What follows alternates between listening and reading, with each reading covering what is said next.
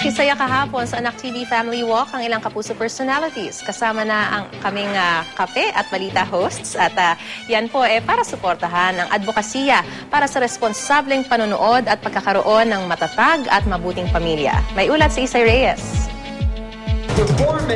Responsabling panonood at kahalagahan ng magandang asal ang layong ipalaganap ng Anak TV Family Fun Walk na UP Diliman. Bago maglakad, nag-warm up muna sila at nanood sa masayang programa.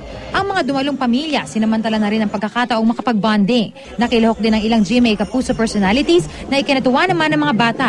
Kailangan maging active tayo kasi ito po ay para sa inyong lahat, para sa mga pamilya. Minabuti ng mga television network sa ilalim ng Anak TV na magsama-sama upang ipakita sa madla na katuwang sila sa pagpapalaki ng mga pamilya, pagpapalaki ng mga bata, at sila ay naghahangad din ng proteksyon para sa mga bata.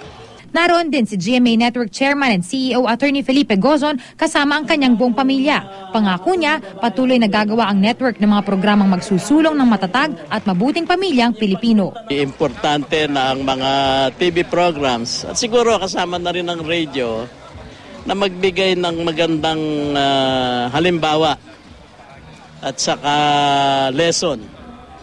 Alam mo naman, ang mga kabataan, yan ang dapat hinuhubog dahil yan ang magiging future leaders ng ating bayan. Sabi nga ni Jose Rizal.